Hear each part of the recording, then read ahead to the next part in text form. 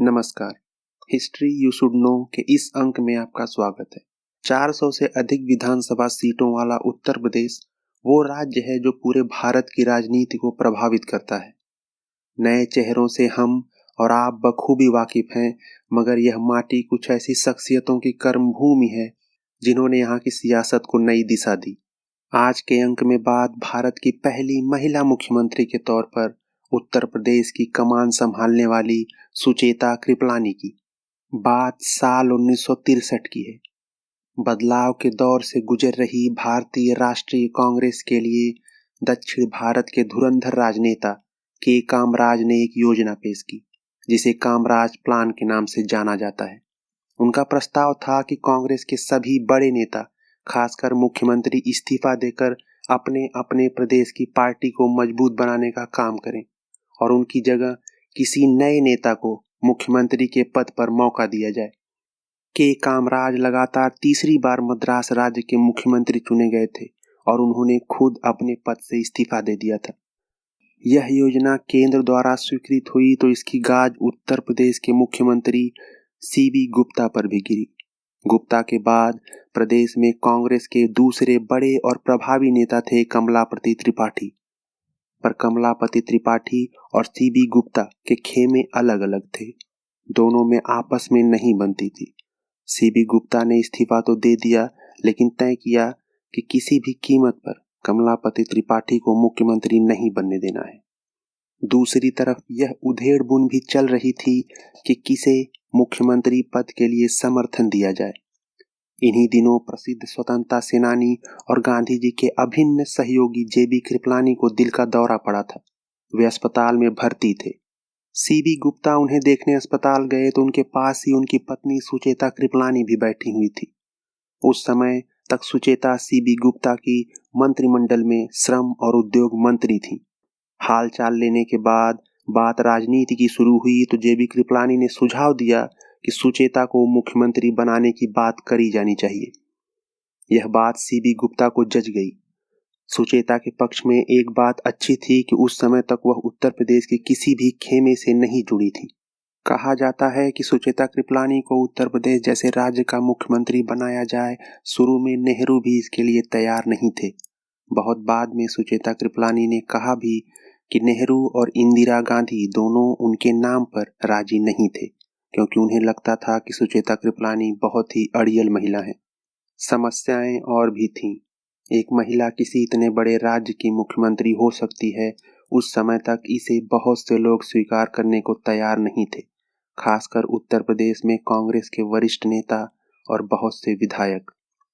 तब प्रदेश की 430 सदस्यों वाली विधानसभा में सुचेता कृपलानी समेत 20 महिला विधायक थीं, यानी 5% से भी कम।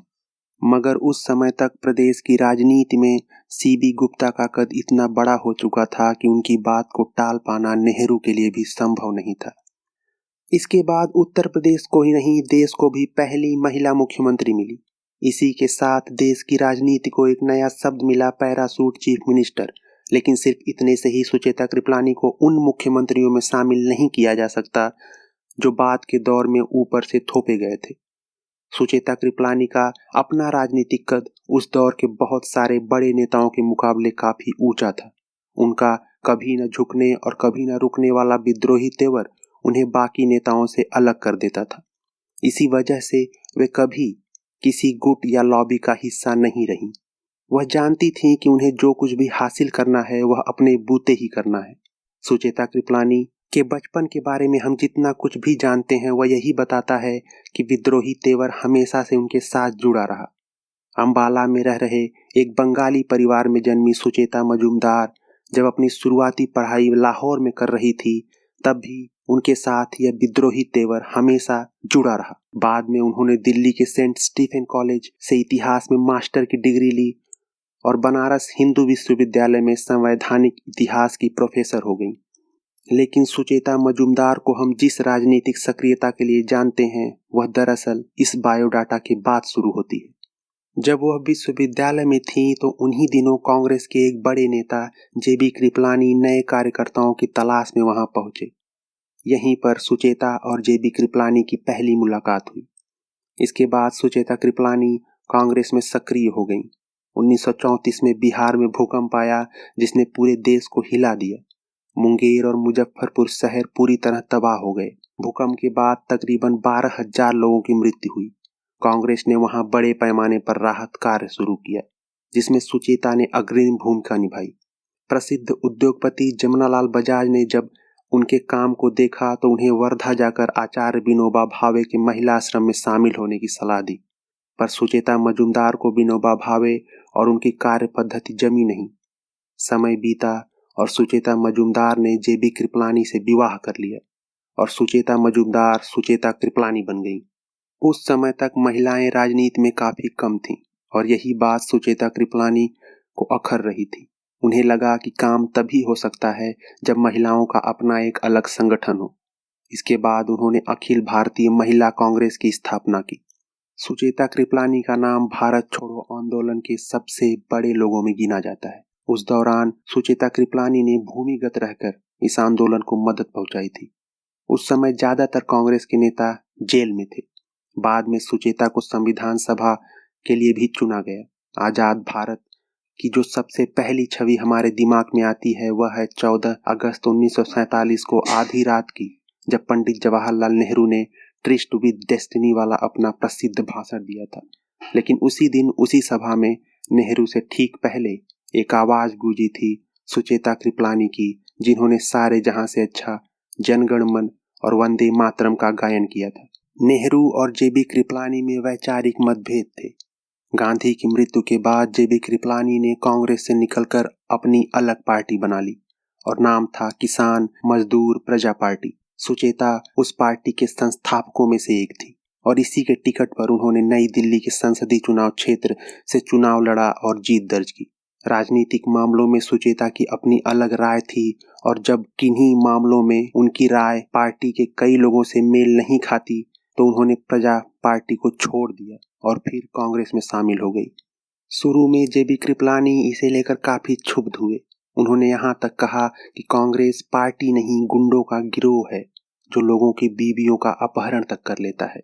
हालांकि इसके बाद पति पत्नी एक दूसरे के सुख दुख में शामिल होते हुए एक साथ ही रहे। राजनीति और समाज में ऐसी मिसाल बहुत कम है।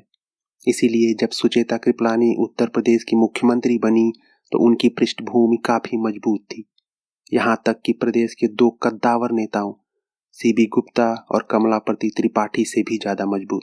यही वजह है कि सीबी गुप्ता ने उन्हें मुख्यमंत्री बनने में महत्वपूर्ण भूमिका भले निभाई, लेकिन सुचेता ने सीबी गुप्ता के निर्देशों और उनकी हिदायतों को कभी नहीं माना।